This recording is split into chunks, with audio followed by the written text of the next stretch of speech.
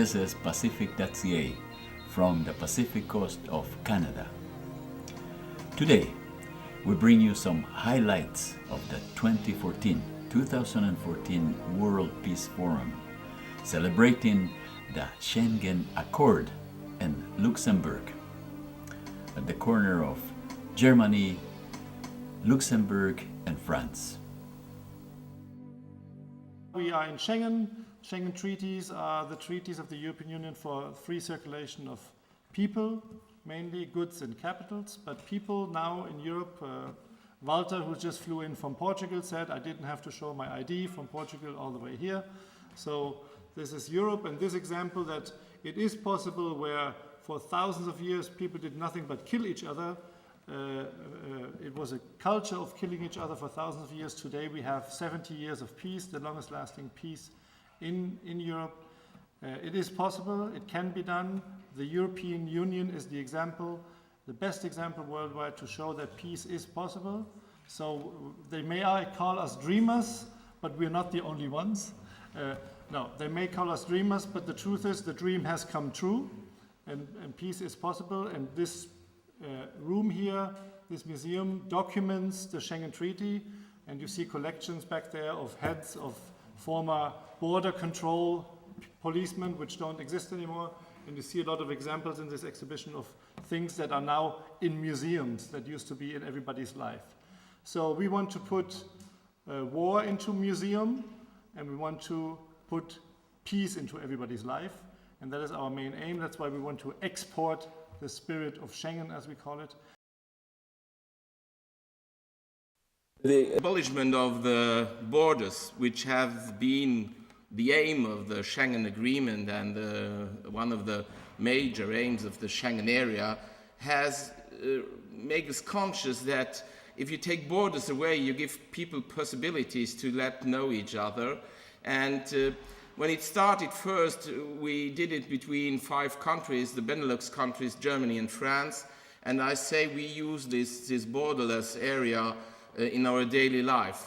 But it was really for the country of the Eastern Europe, when they got the possibility to enter the Schengen area, it was not only their borders that disappeared, but for them Schengen is synonym of liberty, of freedom, of having the possibilities to say what they want and to express themselves. And I think that one of the main aims of all of us should be to live in peace together, and a very important part in this is to take away borders. Not only the real borders that we have between countries, but sometimes the borders that we have in mind.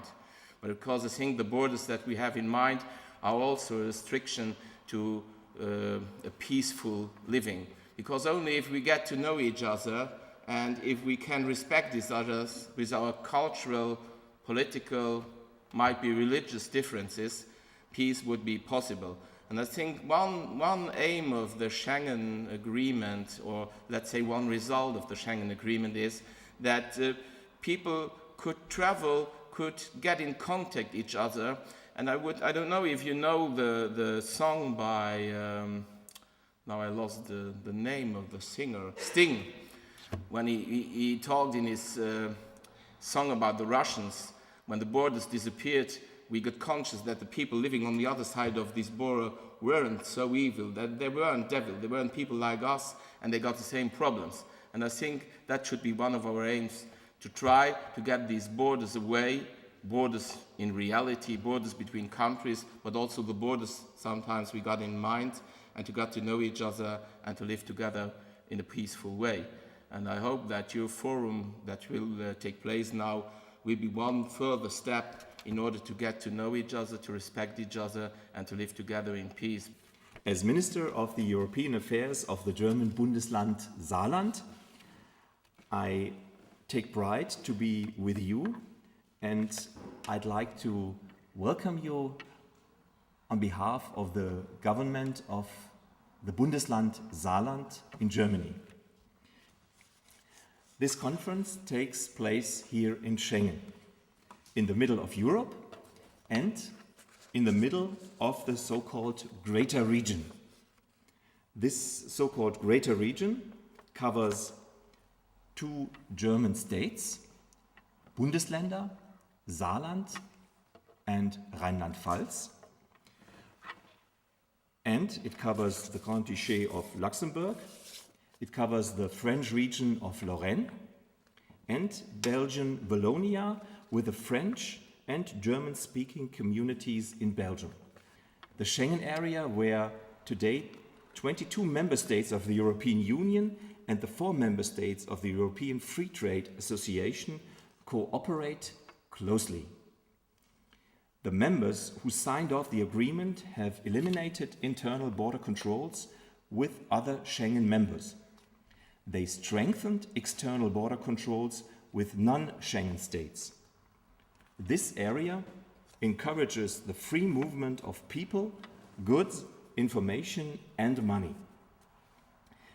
These 4 liberties stand for the principal economical reason of the European integration process. But the core idea of the integration process was and is still peace. It was the reunification of our continent after so many devastating military conflicts. For us, it's very important to make the statement that Europe can be a beautiful example for the rest of the world of integration. I always say that I am German by passport. Our Vice President, Pierre Brunel, is French by passport. His father was paid by his French government to kill my father and my uncles 65, 70 years ago. My father was paid, and my father's brothers were paid by my government to kill Pierre's father and Pierre's uncles. And this sounds totally incredible and unbelievable, but it's true. It's only 1 generation ago, and we are in the very lucky situation, as I speak as a European now, to be, our minister, Stefan, my friend Stefan, is married to a very nice and beautiful French lady. So he's the best European minister we could have in Germany, because he is Franco-German himself. But it's unbelievable, because our father's generation had a completely different task, to kill each other, and now we have the great task to love each other, which is wonderful. And the only danger is there that we all lay on our backs, we go on the beaches, we don't even notice that the Africans are drowning in the Mediterranean because we're too worried about our suntan, and we forget about the rest of the people. And there's the danger that we forget about that this peace we live in, which has, by the way, in the parentheses, I see some business leaders sitting in front of me, this peace has brought the biggest prosperity, economic prosperity in the history of Europe too. But that this peace is very fragile, it is not given, and it must be worked for every day. The World Peace Forum was hosted at the Parliament building of the European Union and Luxembourg on June 19th and 20th of 2014. Here is a brief explanation of what the European Union is doing for peace. The European Parliament exists since 1957. It is basically the Parliamentary Assembly of the European Union. So nowadays we have 751 members from the 28 member states of the European Union. We are the co-legislator of all the legislation at European level. The Parliament nowadays is basically the place where citizens' voices are being heard and where laws are voted on. In Europe, European unification started in the early 50s on 2 different treaties, one on the Nuclear Atomic Energy Agency, Atomic Energy Community, and the second one on energy and coal, because those were the industries that leaders wanted to pool. The German steel industry, the French steel industry, the coal industries, together with the Luxembourgish, the Belgian, the Dutch and the Italian industries, to establish peace on a continent devastated by 2 world wars at the time. Mm-hmm. People came out of the trenches and said, well, no more war, let's do something more reasonable, let's do something better. And they came together and said, well, let's put our economies together, let's put our political systems a bit more together, and let's create peace here on the European continent. So the economic aspect is covered by the common market. And what is the political aspect of the European Union? Within the European Parliament, we have 751 members, and each country has representatives which are more or less in relation to its population size. Okay. So you have Germany as nowadays the biggest country in Europe. And population. In population. They have 96 members, and you have smaller member states like Luxembourg, Estonia and Cyprus, which have 6 members in the European Parliament, and all those members come together, do not sit together according to nationalities, but according to political affiliations. So like in a national parliament, like in a regional, like in a local parliament, you have the conservatives sitting together, you have the socialists sitting together, you have the liberals sitting together and voting together on European laws which are valid throughout the European Union, throughout 28 member states. Okay. Do individual countries still have the last word in making changes? That all comes down to the treaties. The treaties clearly say which political dossiers are being discussed at European level and decided at European level. So, for example, with regards to international commerce, foreign trade, it's the European Union which decides. It's not the individual member states anymore. Member states said, well, we are one common market, let's negotiate access rules to our markets together vis-à-vis countries like the US, Canada and others. So we see nowadays negotiations going on a transatlantic free trade agreement between the European Union and the US, and similar discussions, similar negotiations are going on with other countries around the world. And it's the European Parliament together with the member states government who come together in a second legislative body, which is called the Council of Ministers. It's the European Parliament and this Council of Ministers who have to agree on legislation, and only once those two chambers agree on a piece of legislation, this legislation becomes a law applicable in all the 28 member states of the European Union.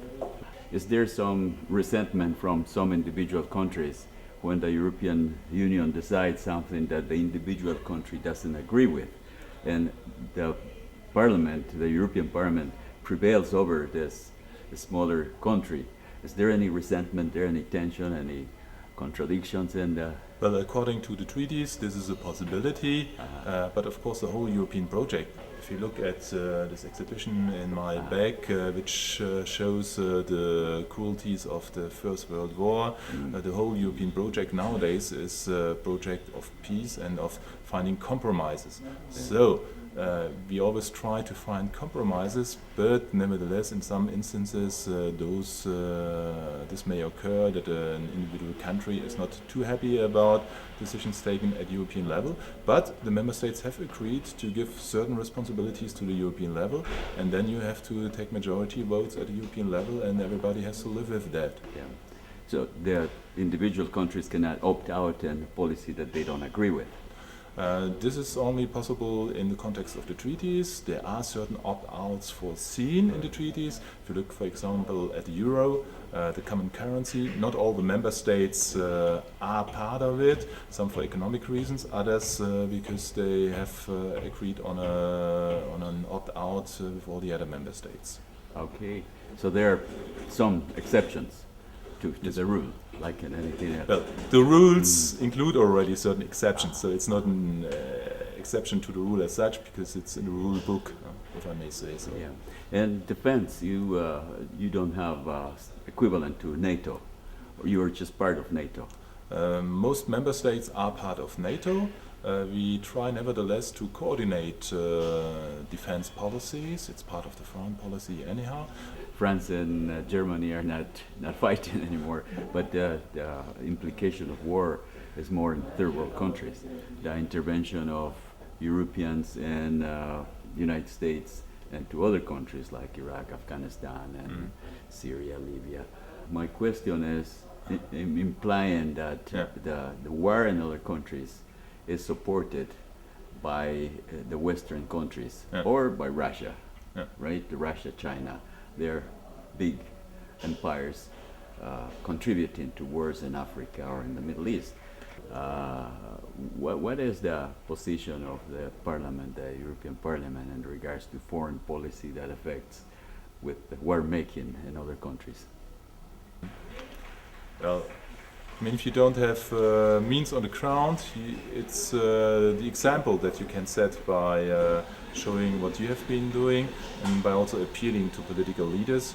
And it's also clear that in certain, if you see that the conflict is over, trying to put up institutions again, contributing to that. It's also one of the issues that the European Union, not only the Parliament, but also the European Commission, for example, and the External Action Service are working on once the fighting is over. Mm-hmm. With aid, Yeah. perhaps, yeah. Peace is springs out of inequality, and some countries have more inequality between the rich and the poor. And if there's more inequality, therefore there's going to be more unrest. How is the Parliament dealing with that problem of inequality, which probably each country have different rules? Inequality, or the question of Welfare. comes down to taxation and Yeah. social policies. This is mainly an issue for the member states, because the competencies remains with the member states on the larger parts of these dossiers. Nevertheless, the European Parliament plays also a decisive role, especially on human rights issues, where we look into the situation of member states, but also into what's going on in third countries. So every plenary session of the European Parliament, you typically have 2 or 3 hours which are being devoted to questions, to exclusive questions of human rights. Mm-hmm. What is the position of the European Union in regards to migrant workers that don't get full citizenship but are only accepted as temporary workers? Within the European Union, every union citizen has the right to live, to work where he wants within the union. Mm-hmm. If we talk now about people coming from outside the European Union, From we have Africa. certain rules on immigration,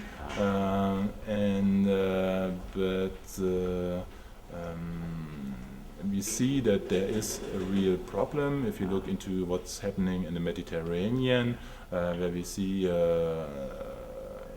refugees coming to islands, to the little island of Lampedusa, which happens to be Italian territory, just off the Lebanese, just off the Tunisian coast. There we see problems, but we cannot solve all those problems within Europe. We have to solve those problems also at the root. That means in Africa, and the European Union is also one of the biggest donors of development aid nowadays. And of course, what's happening somewhere in Africa also has an impact on what's happening in Europe. We often sing, "Let there be peace on earth, and let it begin with me." What it means is that I must replace my hatred for the wrongdoers with an empathic way of managing my own conflicts. Here is Ariane Iranpur and Stephen Eiralt speaking about those human values. When we speak of peace, actually it's a very personal matter. This is our vision. You cannot share something which you haven't got. So if you want to build peace, you need to embody this peace and share it around, isn't it? And when there is peace, when peace is expressed, we notice that this is when human values are expressed, isn't it? In a place where harmony lies, is developed, this is where we can witness that, you know? Human values. And actually the institution which Stefan and I represent is called the International Association for Human Values. It's an NGO, quite large NGO, present in more than 150 countries in the world, working with governments, civil society, universities, etc. All range of society, all sectors of society, companies. Because as I said, it's a very personal matter. It starts on the micro level. If we really come back, boil it down to what peace is. And this is what the war is, isn't it? It's a community of people joining efforts to fight. So similarly, peace is a community of people joining efforts together to foster those human values. And this is the approach which we've cultivated and which we share, because it's common to everyone. Human values are the most universal values there are. So we come back on the individual level and work on that peace, experience it, make it a responsibility. Because it's only when this responsibility is shared within the community that it can grow, that it can lead somewhere. So it's this taking responsibility for peace to be settled on the individual level, and then share within a group, share within a community. A community can be a group of people from civil society, or a company, or a government. Examples are, and Stéphane is going to give a greater account of this because he has an amazing expertise in that field on a rather international level. Working with a group of students or adults from the general public, or working to help the World Bank Institute to promote peace through its training, awareness, educational training, bringing awareness to decision makers, people who will implement peace policies in their countries. So from the, if I may say, the primary level of society, any individuals, to institutions. It's to share this vision in the long term. So, and just to conclude on how the scope of peace for us is not only when a war broke, it's whenever there is a disorder. It can be a disaster, it can be anything that brings a disorder. Disorder in the mind of an individual, or a disorder in the dynamics or structure of a society. So this is how relevant, it is to the experience that we share and foster of peace, from micro to macro. Yes. So perhaps I'll let Stéphane speak more about this. He's had the chance to approach different communities in the world. So I will just share about my own experience, which is what I have, in fact. And for sure, there is these two aspects that we can see in wars. There is an institution who can deal with it, and we can decide if we'll have war or not. That it is one aspect, and on this aspect, most of the time there is some interest, economical, political, religious. But the other part on the war aspect is there is some human being behind that. And the one who is deciding the war is not the one who will really suffering about the wars. So what we are working, it is on the ground level. We are really working to release trauma from the people. Also to bring community together.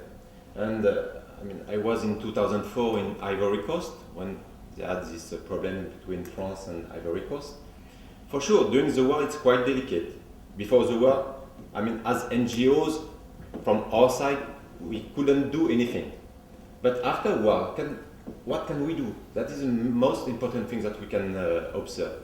So first of all, in Ivory Coast, what we did, we brought together two groups of ethnies who were fighting.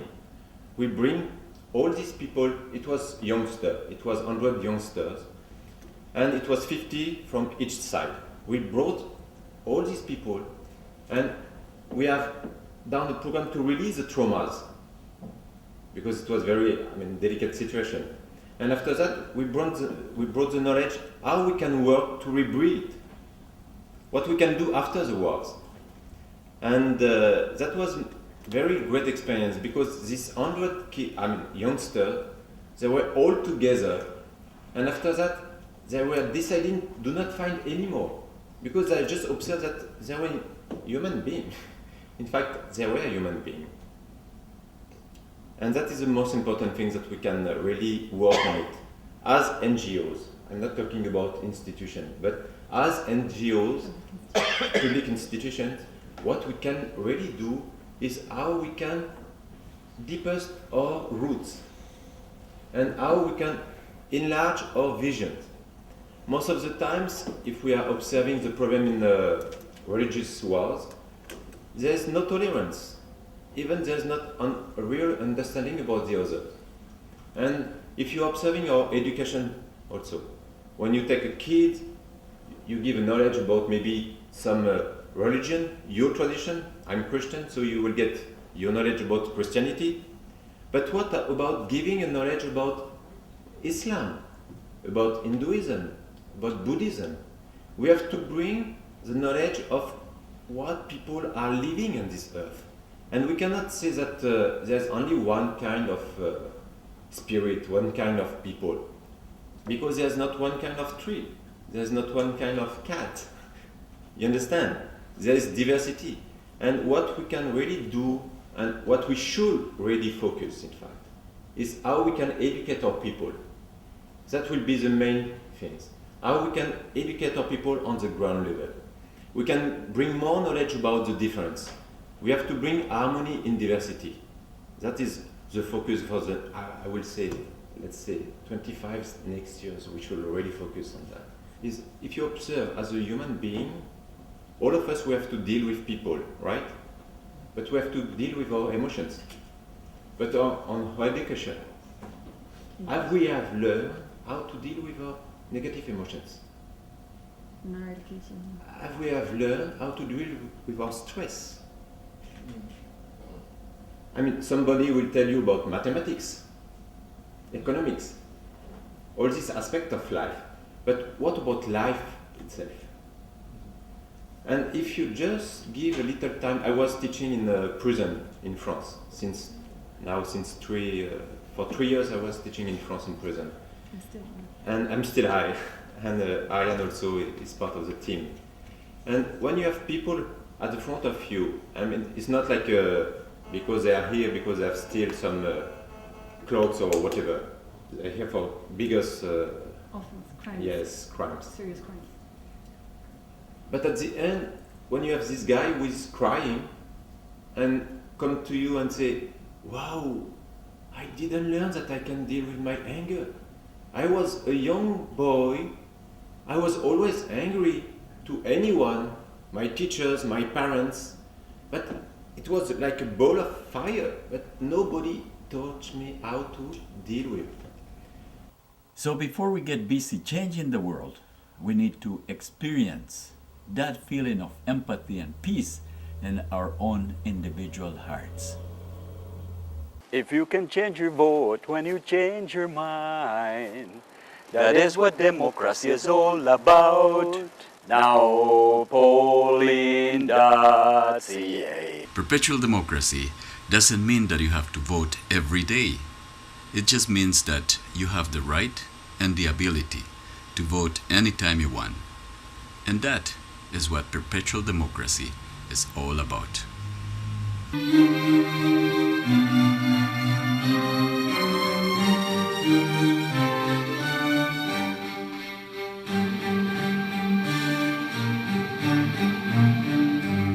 You can express your own policy initiative on nowpolling.ca, or you can register your vote for an initiative already posted and make your vote count. Remember, participation is the essence of direct democracy. I am Ion del Sol.